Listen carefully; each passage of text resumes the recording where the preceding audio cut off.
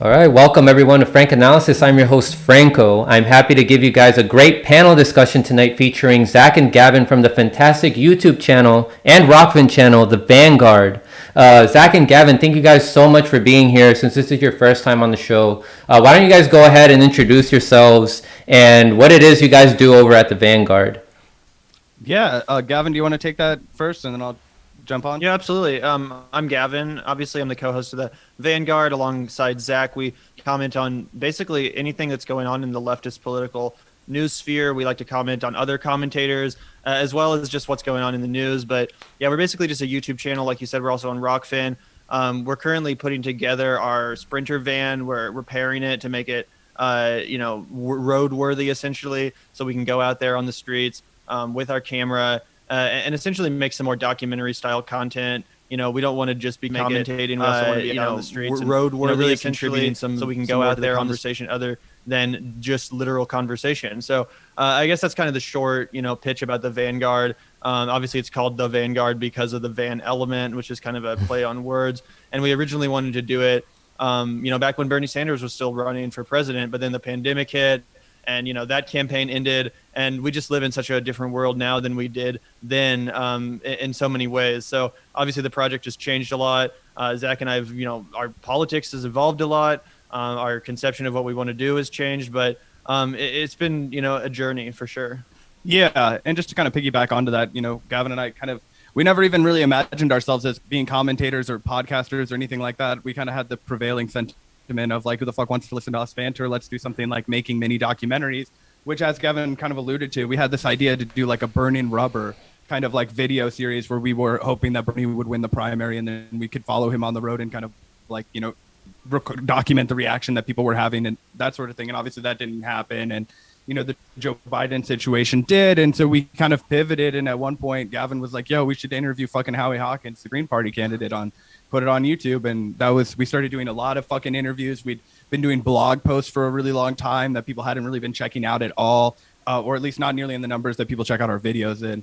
And so, yeah. And as Gavin said, we have plans to get our Sprinter van fixed. It was an operating Sprinter van, but then after the cold Kansas City winter, one day I walked outside and the whole muffler had just fallen the fuck off and it was in kind of disrepair. And so anyway, that's a little bit of the short rundown of the show and what we kind of do.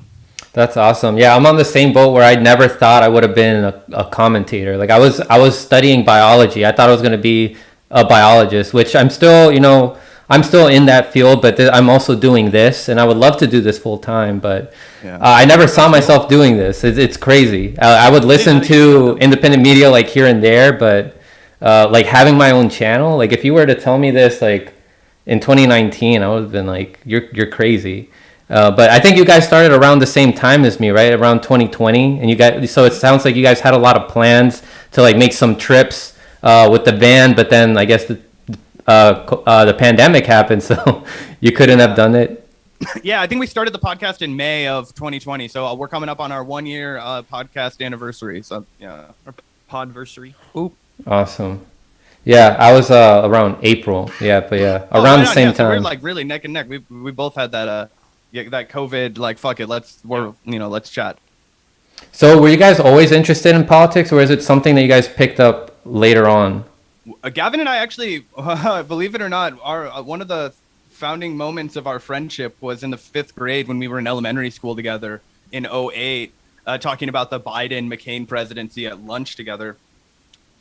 We grew up in like suburban Kansas, right? So obviously it's a red state. And I was at the time just I was probably like, 10? I don't know how old the fuck you are when you're in the 5th grade. Just regurgitating whatever the fuck my parents had told me of what had come off of Fox News. Gavin over here telling me that I'm like fucking crazy, like, whatever. So yeah, we've pretty much always had politics and cinema have been like the bedrock of Gavin and I's, friendship since we were kids. Awesome. Absolutely. But I would say as a caveat to that, we even going up into like high school, I think that both Zach and I were kind of on the same page where we were like, isn't it great that Obama's president, and isn't it awesome that, the next president's going to be Hillary Clinton, and then all of a sudden Bernie Sanders happened and we got a window into what the alternative was. And I know that a lot of people have, issues with Bernie these days, and I have, quite a few criticisms myself. But if you go back in time to like 2015, and you think Hillary Clinton's going to be shoved down your throat, and then all of a sudden we have Bernie Sanders emerging on the scene, uniting this grassroots coalition, really inspiring the country. It was an exciting time to be on the left and to be thinking about these ideas, realizing that another brand of leftism was out there besides corporate neoliberalism. Because even though Obama seemed preferable to Bush, who had preceded him, there was still this thought in the back of everyone's mind that he hadn't really truly delivered on the progressive change that he promised to. Because I remember clear as day when Obama won the presidency in 2008. I remember being proud to be an American for the first time in my entire life. And then needless to say, things seemed to improve a little bit from Bush, but I also just remember a palpable sense of disappointment, even not being able to articulate why, not knowing anything about trade deals or, endless wars. I still sense that, he hadn't really delivered. Yeah, that was a little bit, that was my dose of reality though. Like also with Bernie Sanders in 2016. And then I just went down the rabbit hole and now I'm here. You guys are here also. Expanded the scope of what was possible for everybody, right? I think that was what it did. It was, and people say give a lot of credence to shifting the Overton window, right? He took a lot of ideas that had been around, right? People like Dennis Kucinich had been talking about a concept of like Medicare for everybody or those kinds of things in the past. But the way that he catapulted it into the limelight and was able to juxtapose his compassion and his, empathy, and especially in 2016 with the vicious, odious, capitalist Clinton and the machine and everything that comes with that and the corruption and everything. And then also to be able to provide an alternative and see it exposed all the kind of flowery coverage that and the fawningness of the media, which I think started to really kind of make people question places like CNN and MSNBC in a big way. And I think you don't get a lot of that. Obviously, Trump played another role in that in the way that he completely played the American legacy media system like a fiddle to, boost his campaign. But I think that without Bernie Sanders as well, you don't get that full kind of awakening that we've seen so much on the left of people just completely abandoning ship and saying, I don't watch CNN, I don't watch MSNBC. And ultimately, the reason why Trump won and Bernie didn't was because Trump was willing to say, fuck all my competitors on the stage. You guys abandon the Republican Party if you don't vote for me, when Bernie was never going to do that. He was always going to, coax people into voting for the eventual nominee, even if it wasn't going to be him. So that was even after they fucking cheated him. Yeah, I know. Anyway, not trying to hijack this conversation about Bernie Sanders. TYT also helped me with my awakening at the time, because, I wasn't as politically informed, but then again, we went down the rabbit hole and now I guess we understand things more and, we see through TYT now, I guess is the best way I can put it. They've also changed, though, to be honest. If you go back to 2015, TYT was a different fucking show, man. It's almost unrecognizable these days. Yeah. Yeah, they had to, as Jimmy Dore pointed out in an interview, I don't remember which one it was. I think it was with Hardlands Media. They had to, when they received the money from Katzenberg and the other investors, they had to pivot to the center. And they sent out an email to everybody letting them know. What the fuck do you think that $20 million was for? It was to shut the fuck up about the shit that was on the fringes that they didn't actually want anybody to talk about and reframe it through like a pacified lens of, neoliberalism.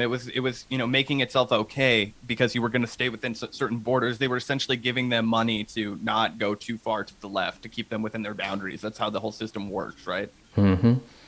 Yep. So I just want to remind everybody to please share this video. I let people know on my Discord that I'm suspended on Twitter for 12 hours as of 12 p.m. Eastern time. So I'll be back in another 4 hours.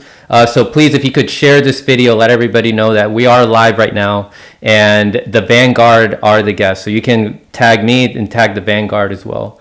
So let's start out with our other topic today, which is the Richard Wolff versus Destiny debate, which I found out because I saw from you guys talk about how this was going to happen.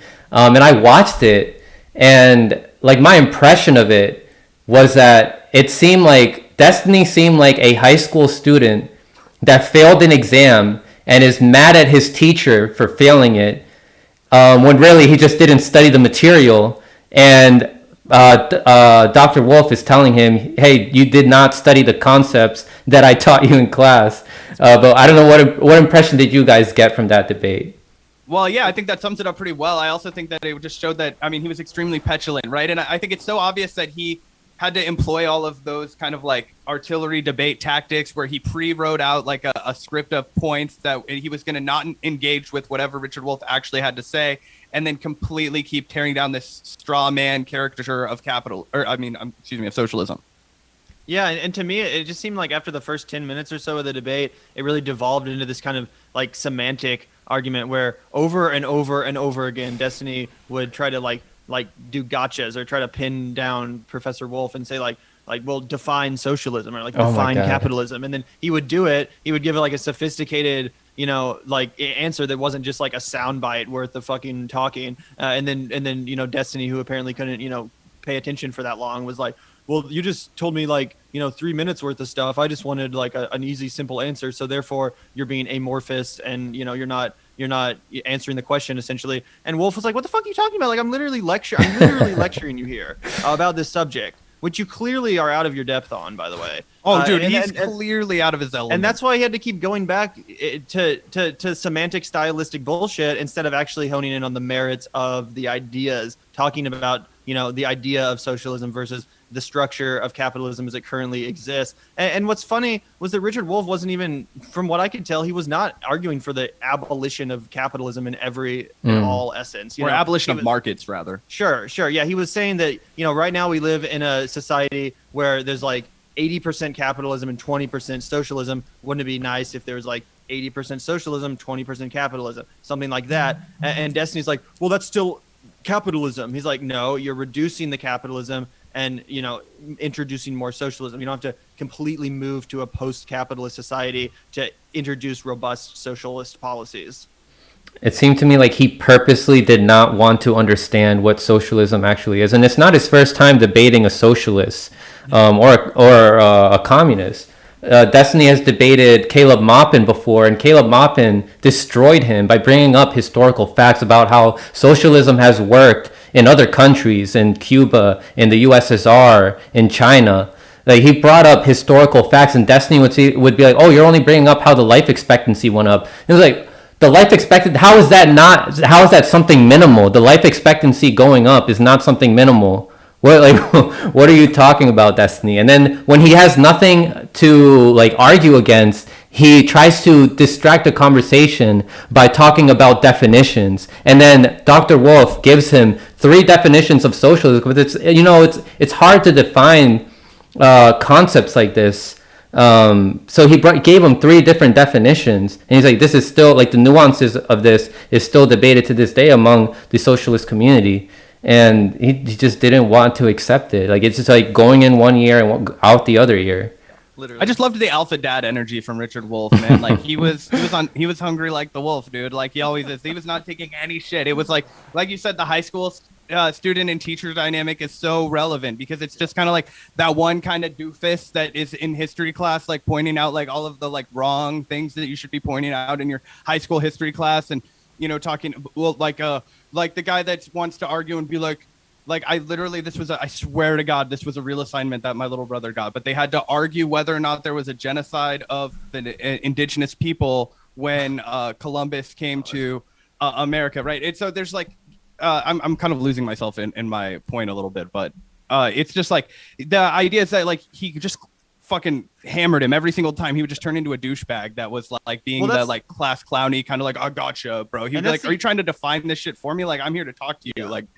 And completely, I don't like to bring the whole personality thing into it, but you could just tell watching that debate that Richard Wolff was more interested in the truth and being honest, whereas Destiny's constantly trying to win points in the debate. And like I said, try to corner him into these gotcha moments where it's these semantic bullshit arguments where instead of just having a discussion about the ideas. And if there's one thing I do hate about debates, and if there's one reason I'm reticent to take part in them myself, is that it seems like half the time it really is just about winning and stylistic stuff instead of actually having a conversation about getting to the bottom of this stuff. When we had you on for a debate on our channel, I thought it was a wonderful exchange of ideas. It's not like you were trying to obliterate Ian and destroy him or what. It was actually an exchange of ideas. You know what I'm saying?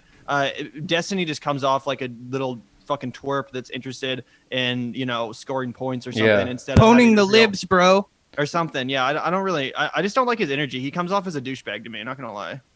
I think subconsciously he knows like what's gonna get him clicks, and like the drama and like the little snarky comments and that might get him more clicks. But yeah, the way I see debates, the purpose of them is I want to, like, if I go into a debate, I've only been in like one official one, but I mean I've had like, I guess when I have these panel discussions, of course there's going to be some disagreements, and the point of them to me is to come to an understanding. Yeah. But yeah, that's not the sense that I got from Destiny. And chat, please let me know if my volume sounds better now. I was getting feedback saying that I sound too loud. But yeah, let me know. I'll edit this in the clip. But is that how you guys see debates? Like, the purpose of debates shouldn't be to create division or sensationalism, but the purpose should be to create an understanding, to make people realize that we have more in common than disagreements. Yeah, I think an effective way to debate is the way that Gavin and I constantly do with each other on our show, right? Like, obviously Gavin and I have respect for each other, and we've been friends for a long time, so there's a lot of trust, and we have leeway to push back on each other's ideas really confidently, and we always hold each other to like what we consider to be like whatever our moral or intellectual standards. And so sometimes there's obvious natural friction. We're two different individuals with two different ways of processing information, but we'll just discuss something into the ground until it's like, wait, what is it that we actually disagree on? Oh, it's this specific thing. And it's like, okay, like, let's just we'll talk about it like 2 more times over the course of it, and then we'll really iron out the granular kind of disagreement. And oftentimes we end up coming to like a very common ground.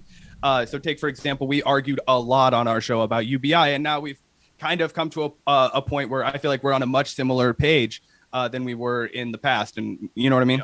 Yeah, exactly. And I think the reason why debates between people that actually know each other and that have a relationship are different between two internet personalities, for example, is because it's really, you don't have that element of ego involved. If you have two personalities that both have their respective audiences listening, both of those people are going to refuse to admit that they were wrong. But ultimately, the end of a debate should be one person, being vested, saying, shit, I was right, you changed my mind. That should be the conclusion of a debate, when one person changes the other person's mind, or at least gets them to admit that they, now understand things, or they can at least see, how you were thinking about it. But these days, debates often don't end like that at all. And in fact, it just results in, the person who ends up losing the debate becoming more entrenched in their position and arguing for it incessantly, even though they know they've lost, just because they don't want to admit that they were wrong. Again, they don't have the humility to just be like, oh shit, that's an interesting point, and I didn't think about it that way. They have to try to justify their position incessantly, even at the expense of actual logic or reality, because again, it's more about ego than getting to the bottom of things. And I'm not saying that, I'm above that necessarily. Like I said, I hope that I wouldn't come off as a, like self-aggrandizing prick or whatever if I ever debated, but that's human nature. People are going to do that, especially when there's people watching. So I just feel like, I think Kyle Kalinske actually said it's like kind of like the WWE of intellectual pursuits one time. I think there is some truth to that. Yeah. My mom, aside from like the, the facts that were stated and all that, like one of my favorite parts of the debate was when Richard Wolff gave off his like his professor vibe when Destiny was like, I'm sorry, I didn't mean to interrupt your lecture, like being sarcastic, and then he was like, that's exactly who are you what kidding? Yeah. Of course you were. We played that on our show tonight. It was so funny. Yeah. I'm curious, like what is you guys' like economic ideology? Like what do you guys consider yourselves to be? We're hardcore capitalists. Well, that's an interesting question, and I've thought a lot about what I call myself or identify as, and I kind of have an ever evolving, sense of that, because in my heart of hearts, to be honest, and I've said this on the show, I do feel like I'm an anarcho-communist. You know what I'm saying? But I also feel like it's difficult to express anarcho-communist values in a society that's as rigidly capitalist as ours. Like you have to participate in capitalism to some extent, unless you are wealthy enough yourself to literally buy a commune and grow your own food and stuff like that, which, like I said, takes money to do. So, participating in capitalism, and, obviously what Zach and I do technically is a business, right? It's hard to label yourself as an anarcho-communist, because I don't want to be like one of these, internet LARPers. Yeah, you can shout whatever you want from the top of a mountain, right? Yeah, exactly. And I do feel like a lot of internet lefty culture is just that. It's a subculture. It's a niche. It's a club. It's a fan club, whatever. You know, people are like, I'm a anarcho-communist or whatever. But like, what does that really fucking mean again in America? So I just feel like it's kind of disingenuous to identify myself as that. So generally, I just call myself a socialist or a leftist populist. Yeah, that's kind of where I follow myself as well. Gavin articulated my sentiments. I share them. But yeah, I guess for the most part, I just call myself a socialist, right? Like, I think that's the best way to articulate like my priorities in an easy, understandable way, or a leftist or whatever. And, you know, I used to call myself a progressive a lot more, although that word doesn't mean anything now. So, I think people, if you tell them that you're a socialist, although, I mean, that obviously every word comes with, associations that like maybe I don't agree with, right? Like obviously Gavin and I are pretty like hard line on free speech. Like, you know, we don't support censorship. So, like the lines get murky on like, oh, I guess we didn't define these labels. So, you know, the labels can't 100% define us.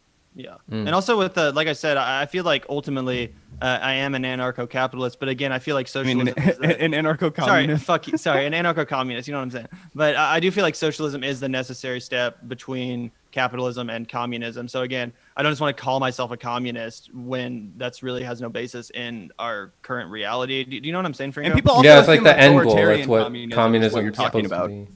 Yeah, exactly. And again, it can be interesting. And I feel like to some extent, even politicians fall into this trap because again, people that are running for office want to call themselves a socialist, but they're entering a capitalist system that they do not have the power to change into a socialist system. So it does kind of set people's expectations to be like, you know, where's the socialism? Like, you know, why aren't you giving me socialism? It's not there. And you're like, we do live in a capitalist system, unfortunately. Let's change that ASAP. You know what I'm saying?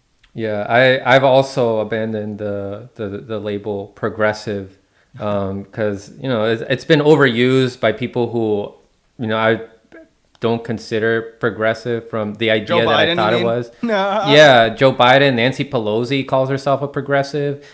TYT calls themselves progressive. Like people who defend the establishment. And I consider defending AOC defending the establishment because she's a part of it, and she also defends corporate Democrats. So and gave them money. Yeah, and what we just found out also recently, her funneling money to these corporate Democrats. So I've abandoned that term.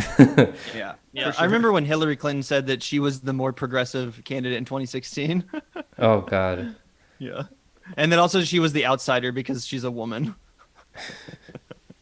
I mean, I'm still like on my journey to discovery of like what I really am. I think that's a constant thing, right? Yeah. So I don't really label myself anything, but I definitely lean socialist. I mean, I talk to a lot of Marxist-Leninists and Maoists. I also talk to libertarians, leftist libertarians and I agree a lot with their ideas on civil liberties. I mean, there's a lot that we can agree with libertarians on. I would consider myself a leftist libertarian as well. Yeah.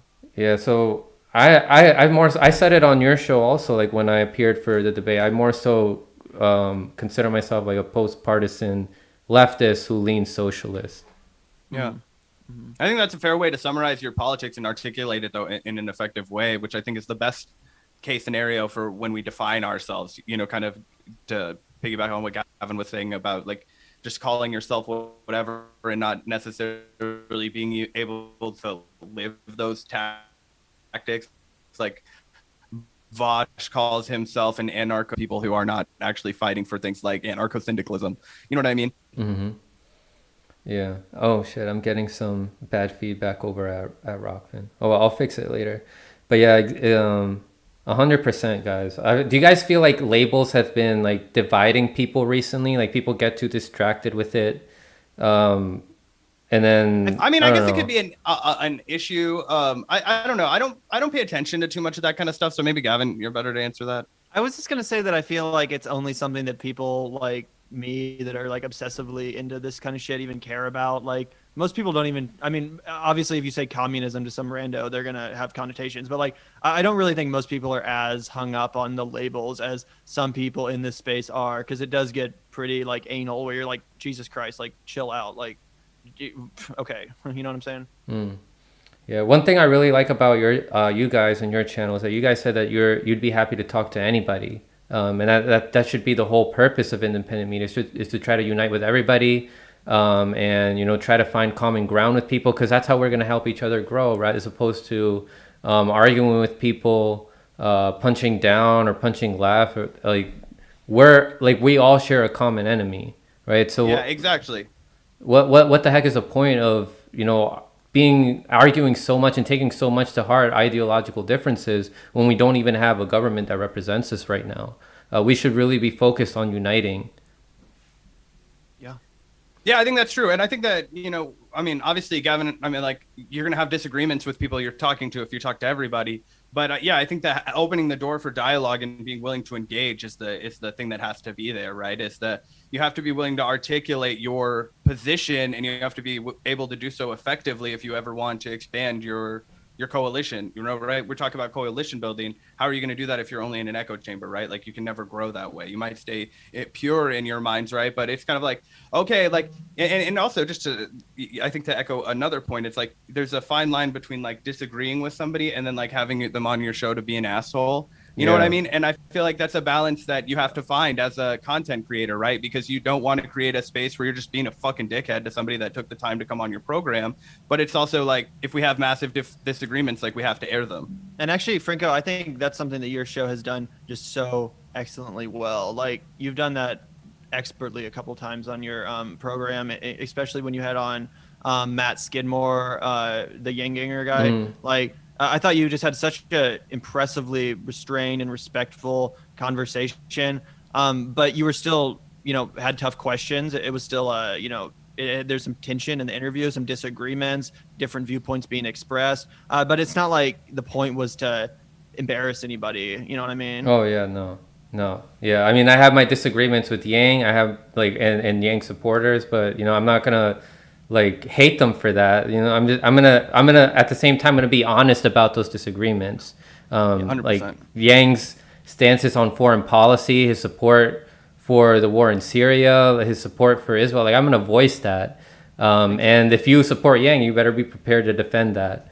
And also understand why I'm criticizing him. But yeah, props to Matt also for coming on the show and not just discussing with me, but the person who I had on before, who was making the case for why he sees Andrew Yang as problematic for New York as a New York resident himself. So I want to share this clip with you guys. That was I think Unapologetic, Dontel of Unapologetic did a phenomenal job in his video breaking this down. And it's about how Crystal Ball and Kyle Kalinske are giving too much of the benefit of the doubt to Biden on how he's going to pull troops out of Afghanistan. I think that we'll break it down after we watch these clips, and I'll get your thoughts on it. Yeah, I'm interested to see this. All right, so let me share this.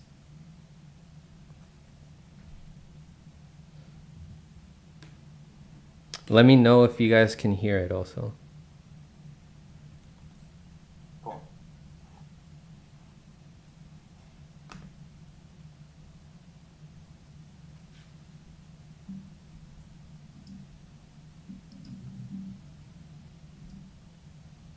And then I'll come back and break it down, and then I'll play the clip from Kyle Kalinske. So, you guys can hear that?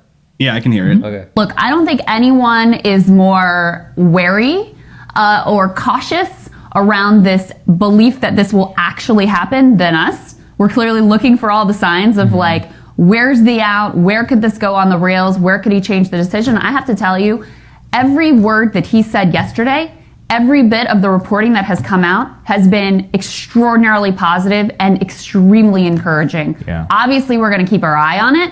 You have no idea what kind of an assault he's going to come under. All kinds of ugly things are going to be planted in the press. All kinds of arguments are going to be made. There's going to be a bipartisan effort to try to undermine President Biden's decision here. But from what he said yesterday, he appears very adamant. And there is a really revealing piece in Politico about exactly how he came to this decision. And he really did have to go over the top brass at the Pentagon.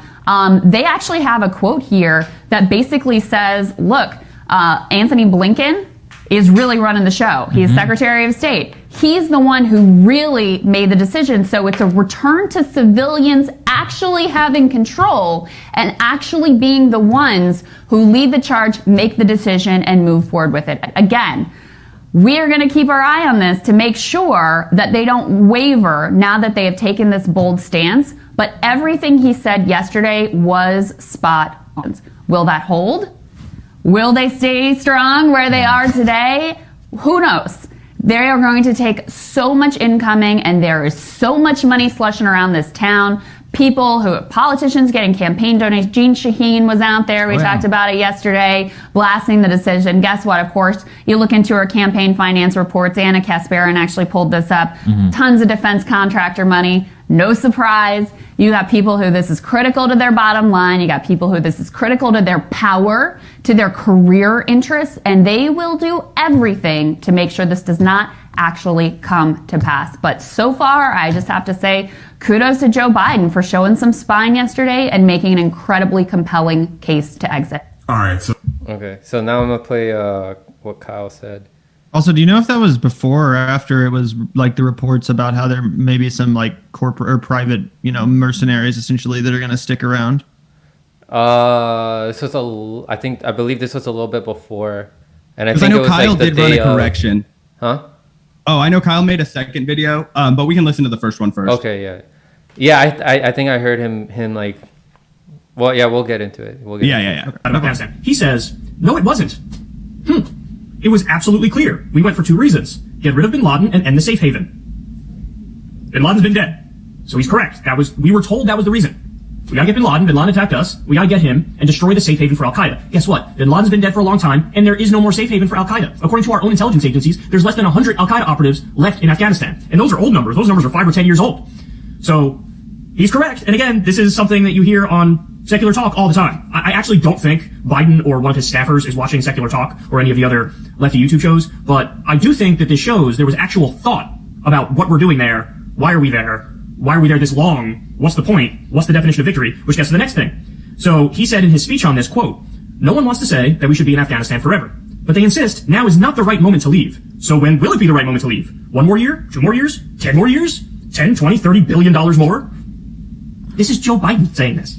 Joe Biden. So my takeaway from this is, he did just sort of get my hopes up a little bit that he actually means it, that he's going to pull out on September 11th. Because if he didn't really mean it, he wouldn't be making such good arguments for that position. So, I mean, now the question is, and this is going to sound conspiratorial, but it's true, is the deep state going to let him do it? Is the military-industrial complex going to let him do it? And just how committed is he really when there's going to be vicious pushback? So I'm very skeptical, but you want to know what gives me a little bit of hope? Here's what gives me a little bit of hope. The reaction to this from the establishment. They are losing their shit. They've gone crazy. They really have.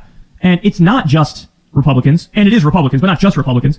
It's not just, intelligence agencies or the deep state or the military, although again, it's them too. It's also Democratic senators. Menendez was like, I don't think I like this. Shaheen was like, this is a bad idea. And so the fact that this is getting backlash from Republicans, from the military, and from Democrats leads me to believe maybe it's real. Maybe they know something that I don't. Maybe, they could tell that Biden's serious about getting out. But if he pulls through with this and does it, I'll give him massive credit. And that will be part of his legacy that's positive. If he actually withdraws every troop from the Middle East, it's positive. And he'll go down in history for that in a positive way. And I'll give him massive credit. All right. So Okay. Yeah. So my first response to the Kyle Kalinske shit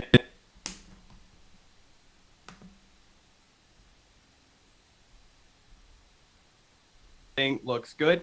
My only I guess what I would give him credit for is I think the next day he put out another video where he actually cited the the shadowy, I have the quote over here because I was looking at the gray zone piece, a shadowy combination of clandestine special operations forces, Pentagon contractors, and covert intelligence operatives.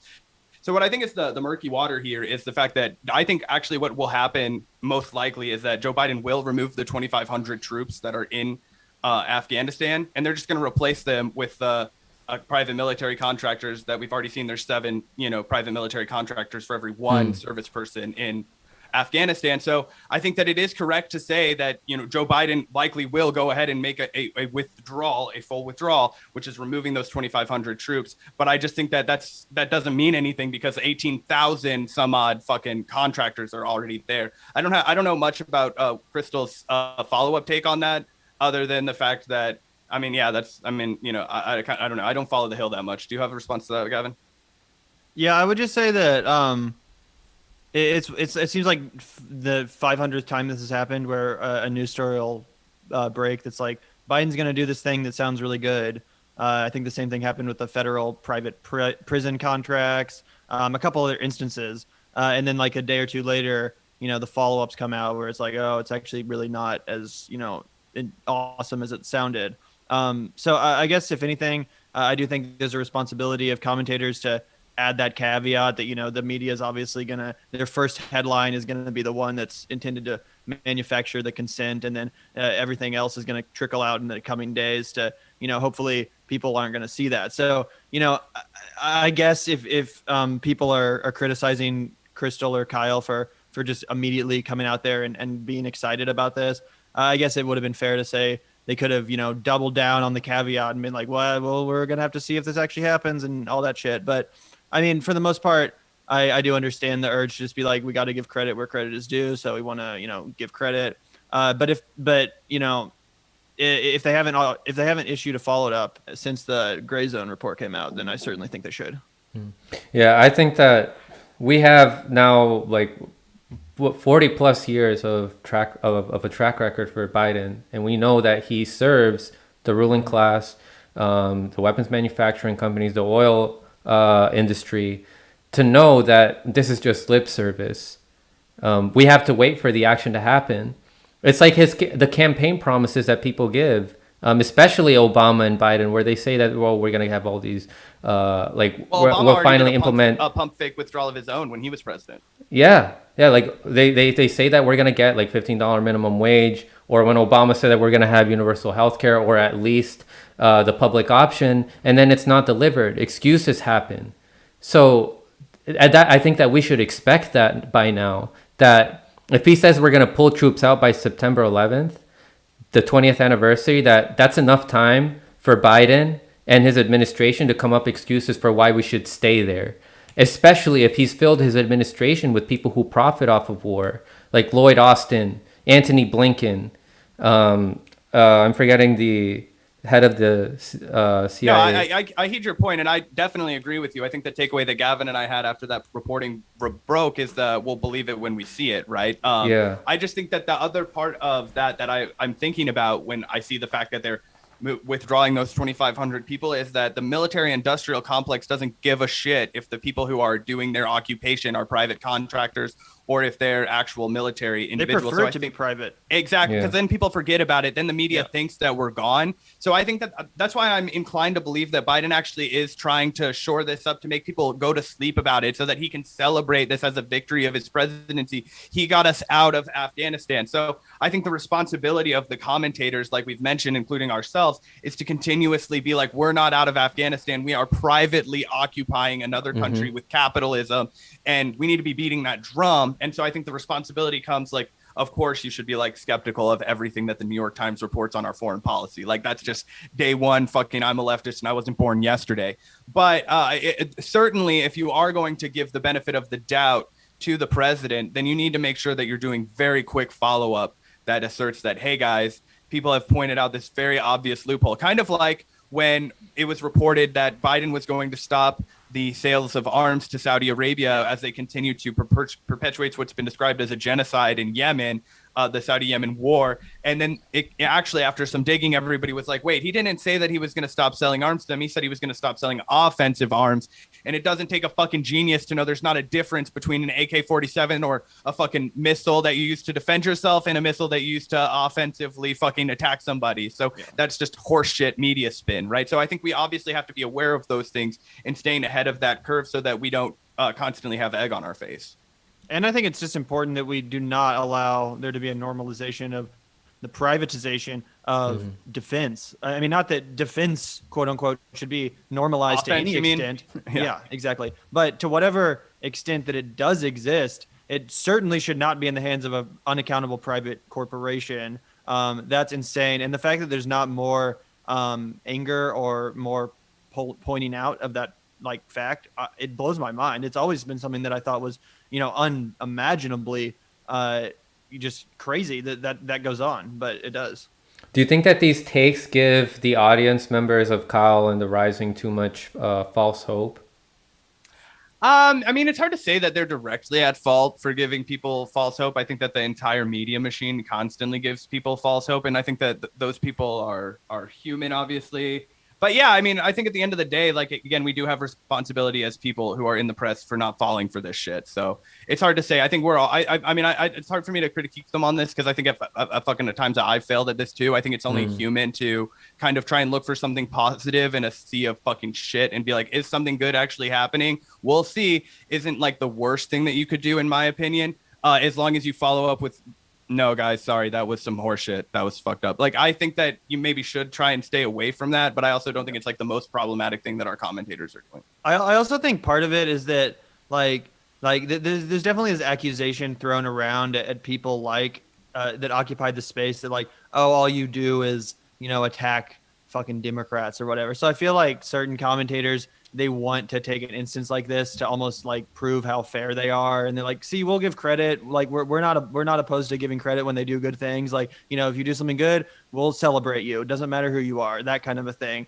So I feel like to some extent it's these commentators kind of bending over backwards to prove that they're not like it's not a personal beef with Joe Biden necessarily, it's a policy discussion, and they'll give him credit for whatever policy regardless of who he is. But that's I don't necessarily agree with that. I just think that might be an accurate analysis. Personally, I think that, it probably could have been reported on a little bit more skeptically. Yeah. Yeah. That's the point that Dontel was trying to make, is that they're trying to give too much of a neutrality bias, but it happened to a point where it's just not objective. Because we have to consider the history of Joe Biden. Right, we have to be more skeptical than that. So we can't. If I were in Kyle and Crystal's position, I wouldn't be feeding people with any false hope of us getting out. Like it's in a sense making people think that we can relax and think that things can be solved by just voting the lesser evil, and then we can get some things fixed. But I see what you guys are saying. But I think it's definitely a nuanced issue for sure. Yeah, and I do think, like I said initially, that it is undeniable that what the media is doing, especially in the Biden age, is the first headline is the one they want everyone to regurgitate, is the one they want everyone to share on social media, so that's what everyone thinks is the truth. And then over the next few days, the real truth trickles out, and people ignore that either because they don't see it or because the previous notion is already just stuck in their head and they don't want to, accept or digest new information. So yeah, to whatever extent there is a responsibility, I think it is, incumbent on people in our space, commentators like us, to be very skeptical of reporting from outlets which essentially are or do exist to manufacture consent for wars like the Afghanistan war. That is their fucking purpose. And they have that recipe that they use all the fucking time. Because they know that in the age of fucking Twitter, social media, whatever, people only read the headlines. That's how people get their news. Not people like us who fucking care about this shit a lot. But the average consumer, the passive person who's just getting their news, they're just reading headlines. Oh shit, that happens. If they click on it, they might read the first fucking paragraph, but they're not going through the whole thing. I mean, I do that too. I think. Oh yeah, everybody does that. I'm not like shaming anybody. I'm just saying we're all busy. We all go through a lot of media. But what I'm saying is that they can put a headline. Like, obviously, if it's a story we're going to cover, like, I'm going to read the whole thing. So yeah. But like, if they have a headline that says like, Iran-backed militia attacks, this in Syria, and then that's the headline. But then down in the fucking text, this literally happened in the New York Times not too long ago. They're like, it is unknown whether or not this militia is financed by Iran. It literally in the headline, it calls them an Iran-backed militia, but then to cover their fucking ass, like the paragraph before that, the last graph, it's like, oh, we actually don't know if any of this shit is true. And they do that all the time. All the time. And unfortunately, a lot of people in independent news, you can tell that sometimes they just, skim through it and they don't read it all through. And I didn't get to see this because I'm not paying as much attention as I used to these people. But Dontel mentioned that, he saw that like some of the other independent content creators who consider themselves to be on the left had an even shittier take, but it's not surprising. Like for example, like Majority Report, TYT, but I mean, we don't expect much from them. Yeah, I was gonna say, when you were saying like the left, I was like, who had a bad take on that? And you said that, I'm like, oh, of course. People who consider themselves on the left. Yeah, in my brain, I was thinking those. I don't even consider those people part of our fucking turf at this point. Yeah, that's what I think is funny too, when people come after our channel for going after people like Cenk Uygur and Sam Cedar, and I'm like, especially Cenk. I mean, I don't really. Sam Cedar is an asshole, but Cenk is a fucking capitalist. Like that dude is not. I mean, Sam Cedar is also a capitalist, but like Cenk is a fucking capitalist on steroids. Like his whole life is capitalism. Like that dude is not a leftist in my book. I want the biggest progressive media audience. It's great for me. I don't care if I don't want progressive media to get coverage. As a business person, I think that's great for me. That's what he used to go around saying all the fucking time. Yeah. Jimmy, I got to tell you, I'm not a fan of unions. Yeah, dude, right? Like fucking horse shit. But yeah, I mean, I can understand like why Dontel felt an urgency to make this video, because you know, we expect more from people like Kyle, and some of us expect more from Crystal, because you know they've given better takes before, especially during the primaries. But I guess we're outgrowing them, and the idea that we had about them has like all these expectations. Like we expect, like as we discover things, we think like, oh, they probably like know this shit too. But then we realize that, you know, they haven't evolved as much as we have been evolving. That's how I see it. I think that we've evolved more. The Hill gives Crystal Ball a lot more restraint or constraints than people often imagine. People that want to lump Rising in as like independent media, but unfortunately it's really not, right? Yeah. And I'm not trying to bash Crystal Ball. I think that, you know, she has a lot of good takes sometimes, but I do think we all have to grapple with the fact that when we talk about Rising, we're not talking about independent media like we're talking about Secular Talk or Frank Analysis or any kind of channel that just does this shit and, you know, does it ourselves. I also think it's a little bit unintelligent to just be like, oh, this person is everything they say is going to be right. Like, obviously, like, you know, putting all your faith in some random commentator, especially some commentator that probably makes like 100 times more money than you do. You know what I'm saying? Like, obviously that person is not going to be, you know, 100%. We've been let down a bunch of times. Yeah, exactly. Like you don't expect, you know, your favorite voice to always be correct about everything or always be in line with everything you're going to think. Don't expect Noam Chomsky to support forcing the vote. Oh, that's the next topic. We were going to get to that.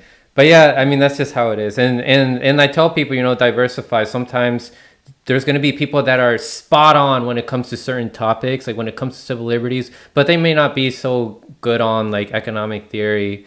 They may be like against communism, but I mean, their research on civil liberties in the deep state is spot on. And then you see, you know, some people who are spectacular on economic theory, and they might be overlooking some things with civil liberties, or some people that are, you know, too focused on calling out the mainstream media as bullshit, maybe overlooking some, you know, deep details about foreign policy that's important for the audience to hear. You know, that's why, you know, there's a lot of us out there, you know, we keep each other in check, and, you know, the audience has to, and that's what Gavin and I always remind people. It's like, I mean, if people could, I mean, I don't give a shit if anybody makes a video about the Vanguard talking about us, like, go for it. Like, yeah, you know what I mean? Did today. I saw someone put a video out there that was like, Noam Chomsky destroys the Vanguard. See, exactly. Who gives a fuck, right? Like, that's their right to do. You know what I mean? I think I know who that was. I think I saw that passing by. But yeah, I mean, I'm super irrelevant YouTuber that used to have a lot of subscribers back in like the Bernie 2016 era, and now gets like 200 views of a video. Wow. Yeah. I mean, there's going to be like bad faith, you know, videos that get put out. But yeah, I want sure people. You've had your fair share of shit, Franco. Like, it doesn't matter. I have, yeah. But yeah, I mean, you shouldn't care. I don't go to bed at night thinking about what the fuck Sam Cedar or whoever the fuck. As long as you're being, what's his face? But they go to bed thinking about what we say. as long as you're being true to yourself, you know, don't care about what other people say about you if it's negative. And if you know, especially if you know it's not true, because your audience will see the truth. Your audience is smart enough to see it. Just want to give some shout outs here from people who donated on the Rockfin. Thank you very much, War Deer Entertainment. And Bubblegum Douche, who said, just for the perfect impersonation of Jank. I think one of you guys gave a really good impersonation there. Zach. I like to do a Jank impression every once in a while. Of course. So yeah, you guys had Noam Chomsky on recently, and he said some things that I also disagree with on Forced to Vote, and they gained a lot of traction. A lot of the big shots responded to you guys. So I want to ask you guys, what are your thoughts on his comments on Forced to Vote? And then when I cut this clip out, I'm gonna share the clip of what he said for people who don't know. But yeah, go ahead and share your thoughts on what you think about what he said about Forced to Vote. Yeah, I mean, go. What did you say? You wanted to go first? No, I was gonna say, did you want to go first? I bet. Perfect. Well, yeah, I guess obviously it was a bummer, right? I mean, it was, we were obviously, Gavin and I were stoked to speak to Noam Chomsky. He's a person that intellectually has influenced the entire left broadly, especially, including me and Gavin, obviously. I've listened to countless Noam Chomsky lectures. So, I was incredibly excited to speak to the guy. It didn't seem like he was super impressed with us based off of the way that he treated that answer. It was definitely very condescending to the idea of Forced to Vote. It was he basically belittled the whole thing and compared it to like children seeking candy and not fucking, people trying desperately to fight for healthcare to save people's lives. I completely dismissed it. It is what it is, right? Like, he's allowed to disagree with us, like whatever. We didn't have him on to have a debate. We just had him on to have a conversation. So we were like, all right, this is your fucking take, I guess. But yeah, obviously we disagreed, and it got cut out of the clip. But Gavin, I thought, did a good job respectfully pushing back on a 92-year-old who gets a little crotchety when you don't just accept what the fuck he says. Yeah, I think that's fair. And also, to me, the sense that I got from Chomsky when I asked him about this was that to what extent he did understand Forced to Vote, he had only heard someone's take who was against Forced to Vote. So like he'd heard someone, maybe read like an article about it or something, like, just trying to dismantle the logic. And he was coming at it from that. And he hadn't really heard, someone make the case affirmatively for it or explain why it was a good idea. That wouldn't really be excusable as a, leading leftist intellectual if you weren't 92. And I do feel like he probably doesn't have the same access or media diet that we do. He probably, is still reading more of the establishment or legacy news. So I just feel like he's probably not plugged into the conversation enough to even have really had that nuance of an opinion on it. So, in that sense, I'm just like, it is what it is. I asked for his opinion. I was genuinely interested in his opinion. His opinion was not my opinion. And I wish I had longer, or I wish we had had longer with him so that I could have adequately, educated him or tried to explain it as it was. We had a bunch of questions we had to move on to. We only had 30 minutes with the guy that we already went 10 minutes over. But needless to say, it was disappointing for certain. And especially for someone who's, considers himself an anarcho-syndicalist at one point. I don't know if he still does. I will say it was somewhat shocking to the extent displayed, not just in that answer, but in every answer in the interview, the extent to which he was just relying on the institutions to carry us forward, when it is very clearly the institutions which have failed us up until this point. I thought another answer that really underscored that was when I asked him about climate change, essentially asking him, what do you say to people that don't think that the Sunrise Movement goes far enough? What do you say to people that think we need to completely reject, corporate, industrial, multinational capitalism in order to save this environment? And he was basically just like, we don't have very much time left. We gotta work within the institutions. We gotta trust the institutions in order to have a shot at that.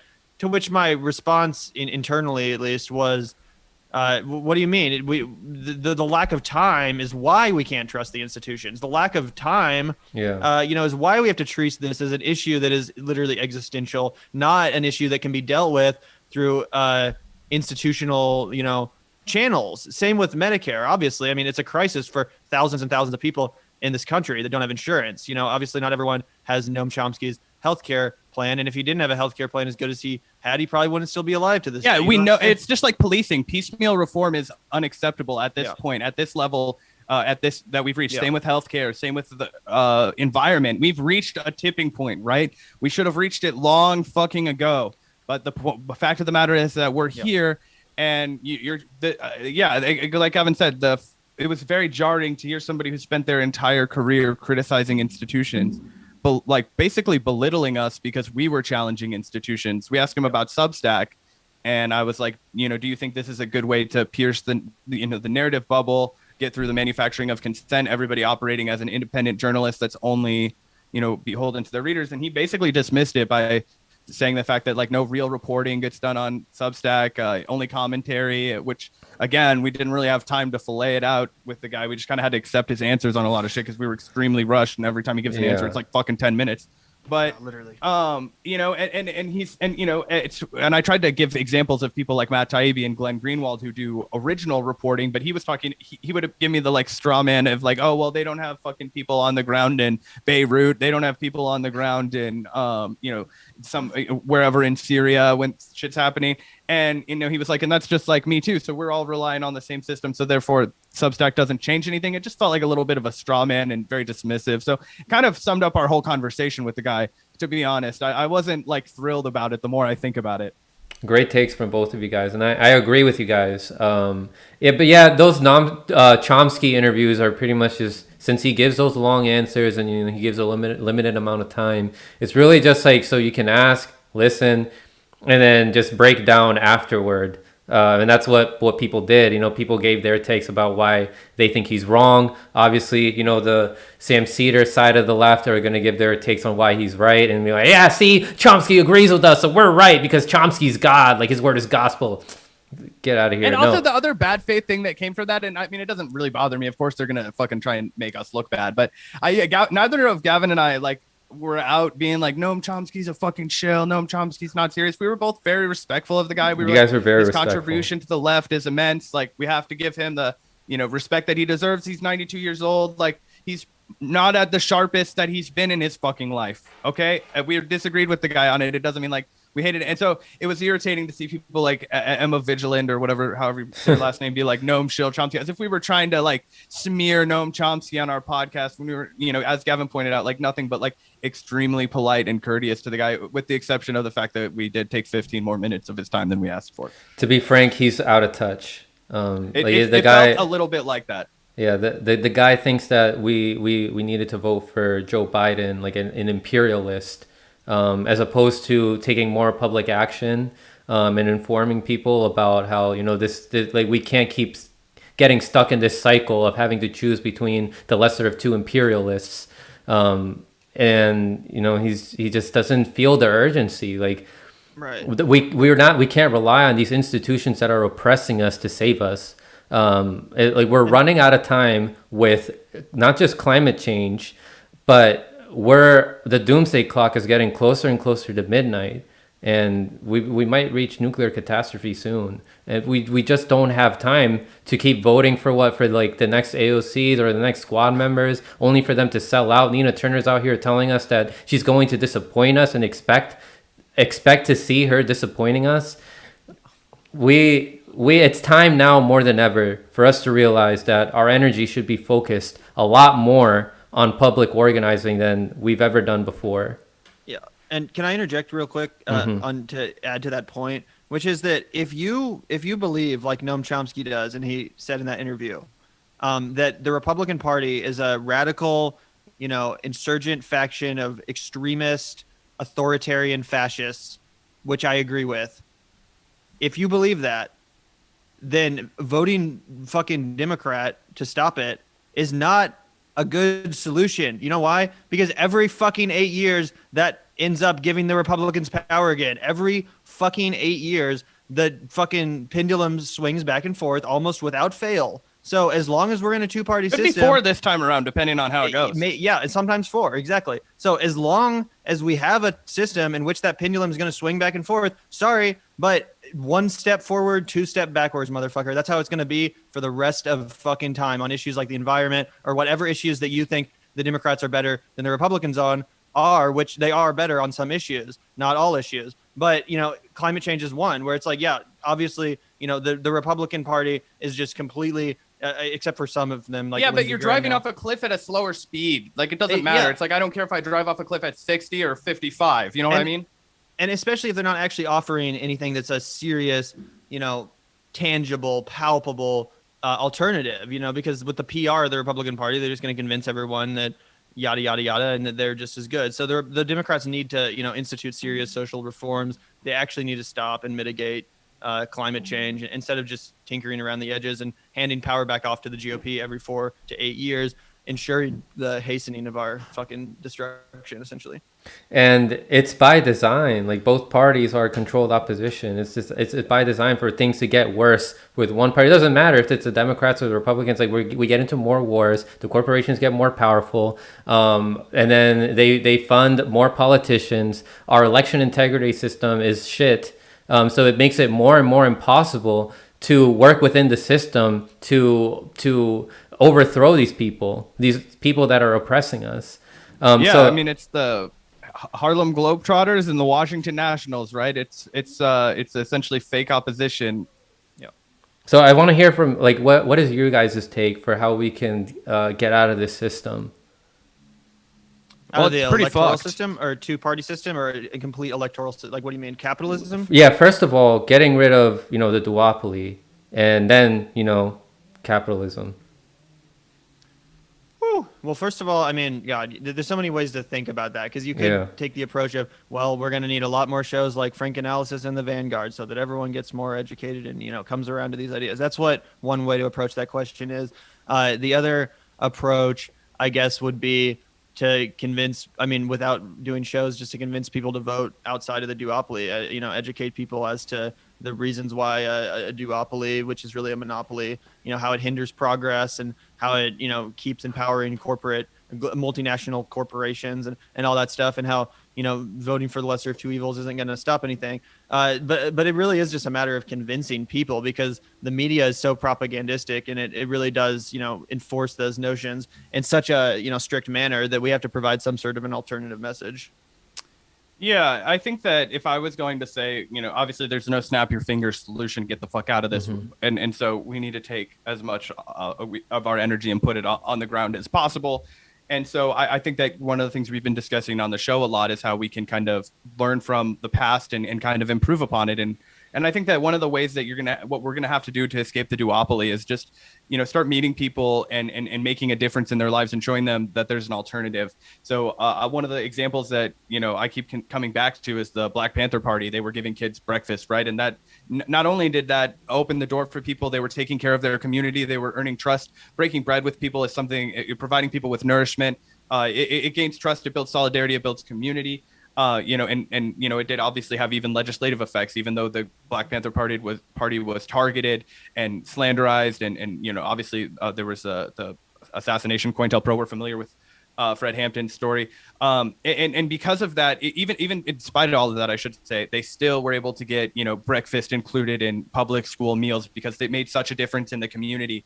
And I think that what we have to take that, strategy and basically accelerate it and try and include these different elements in our community that break people away from, like the corporate consensus, right? Which, regardless of whether you're right or left in this country, for the most part, you're just getting a corporate consensus messaging, depending on which side of the goalpost you are. Most people aren't even, exposed to a lot of the ideas that we're talking about, even though we think it's so obvious.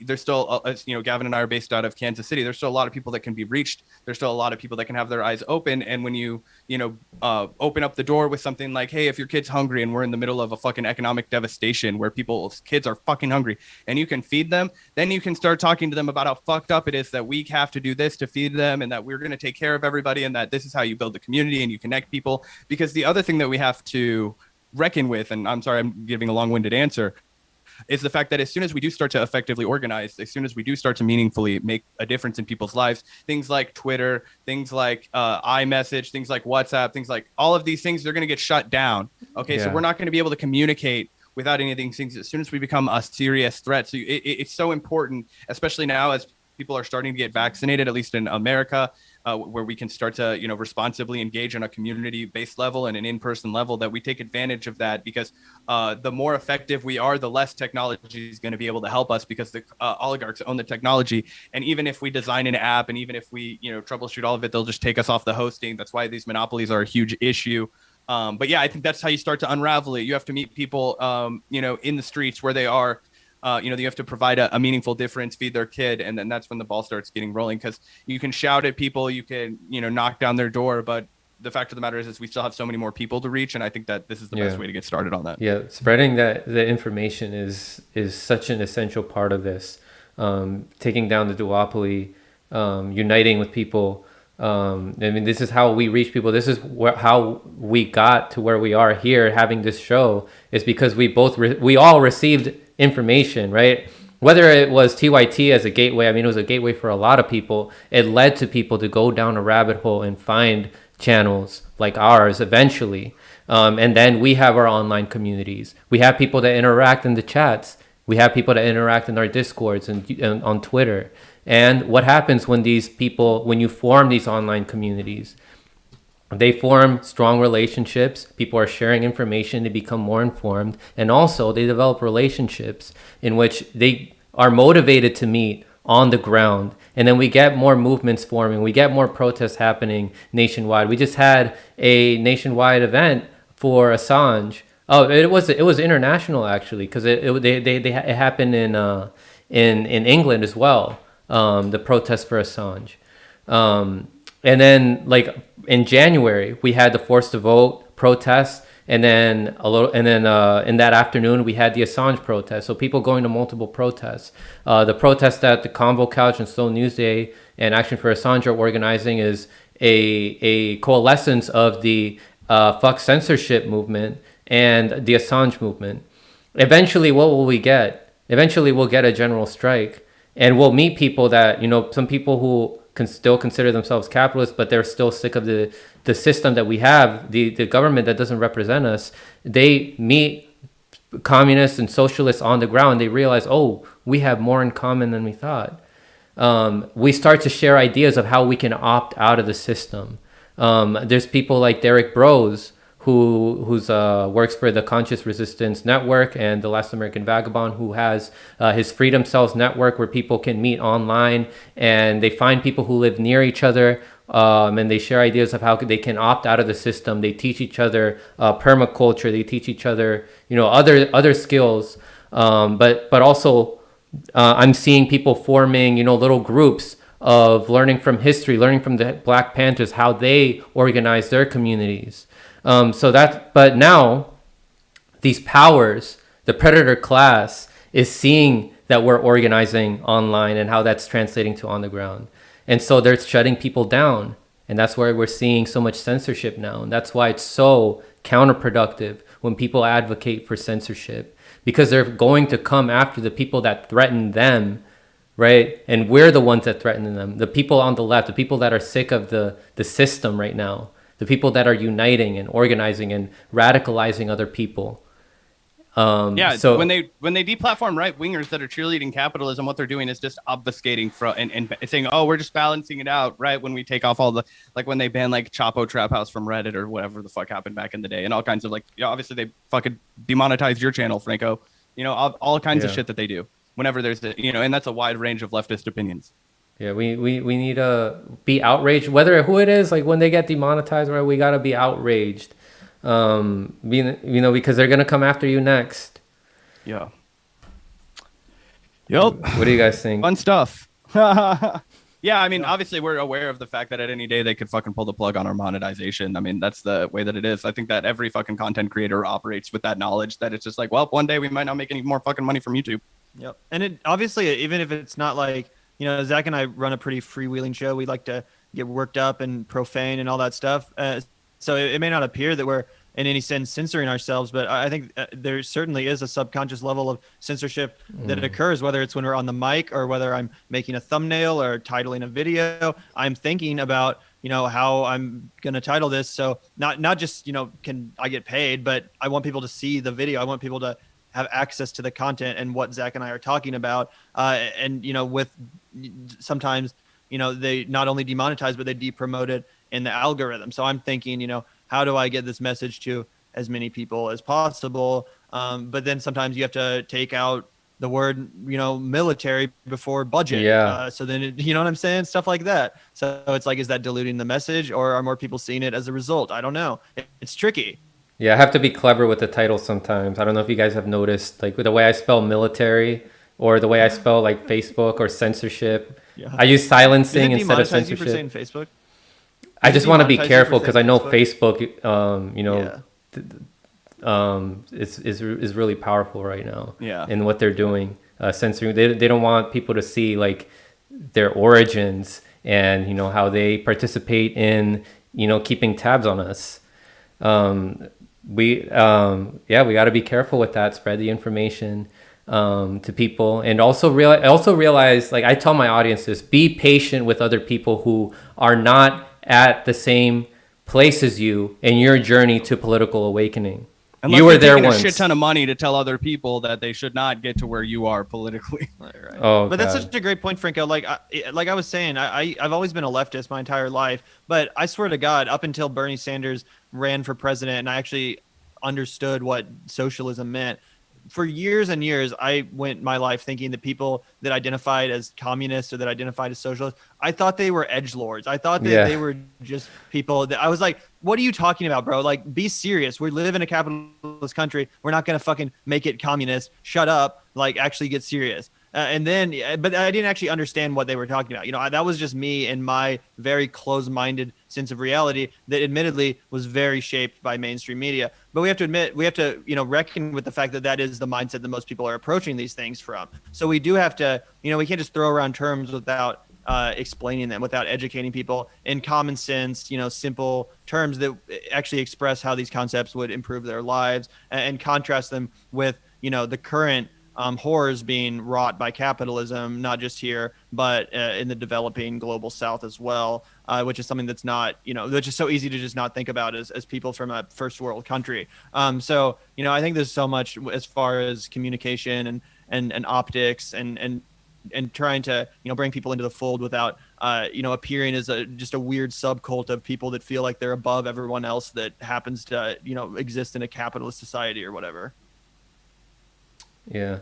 I mean, I was a completely different person just like a couple months ago. Like that's how much people can change. That's why I tell people, be patient. I mean, you just heard Gavin talk about how he used to think it was ridiculous when people would advocate for communism. And I mean, I've heard from people, who are Maoists, people who are Marxist-Leninists, who say that back in like 08, 09, like it was really lonely for them. So don't feel so hopeless about, oh man, we have a lot of work to do.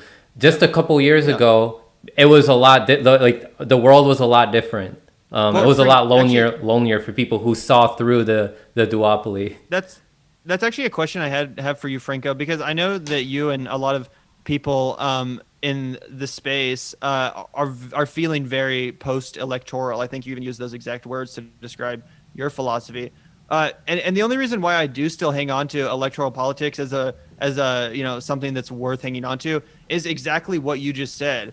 I mean, why do you think over the last 10 years, all of a sudden, there's a lot more socialists and communists? It started with Bernie making people think that they're not the only ones that are seeing through things, but also he educated a lot of people. A lot of people were informed with what Bernie Sanders said he reached Gavin and me for sure. Yeah, when he was like, hey, we can't get anything done because our corporations are paying all these politicians.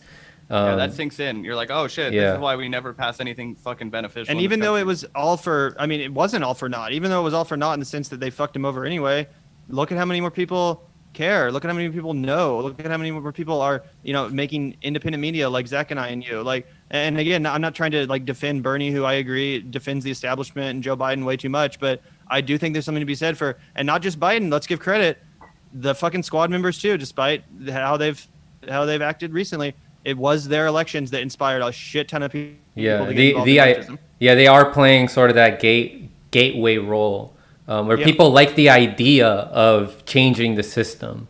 Mm-hmm. But that's why they need people like us to tell them, that's not going to be the only path forward. Yeah, it's not good enough. Yeah, exactly. But there has to be some ground zero for radicalization, and I think that. Even if it's a false hope, the optimism that I've personally felt by the fact that we could get someone, a socialist or a leftist, in an executive role in this country was enough to, make politics a lifelong fucking obsession for me. So I do think there's a lot of power in getting people on the board. And I think that's even a Leninist idea, right? That like, that the one true viable function of electoral politics is to kind of create that energy on the ground, is to get people involved. So I want to ask you guys, where do you guys see the future of independent media going forward? Do you see a more united independent media? Do you guys see more people creating channels? I think that it's like whenever there's like an election happening, that's when there's like an explosion of like new people that come into the scene.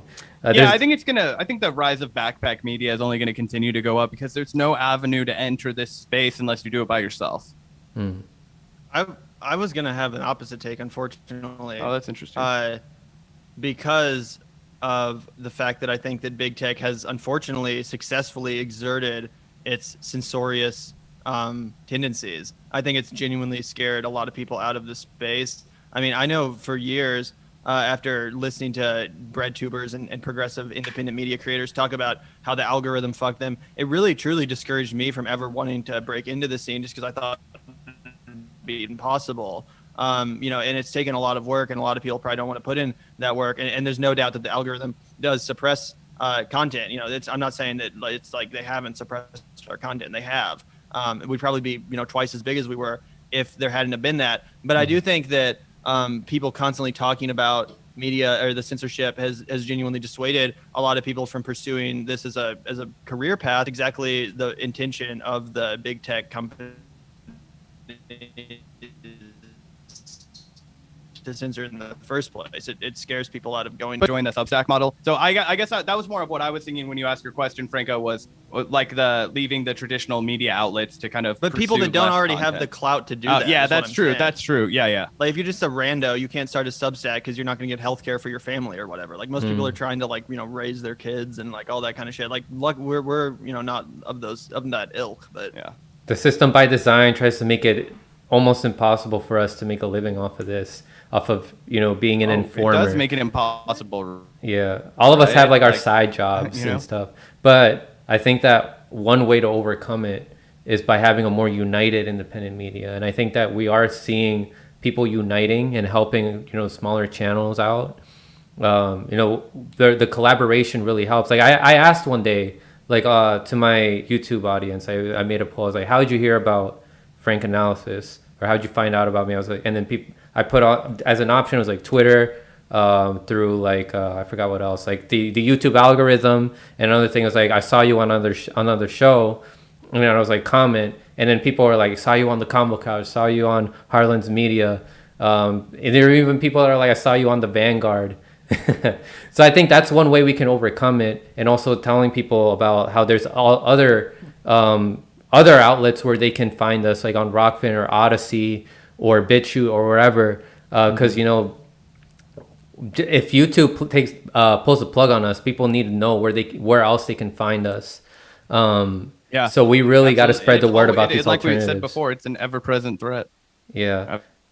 But yeah, it is really difficult now for people to start a channel. Like for me, I had to grind really hard in order for me to reach the amount of subscribers that I have now. And I know you guys did too. Initially, I would get a little frustrated. I'd be like, eventually I'll get there. I know I'll get there eventually.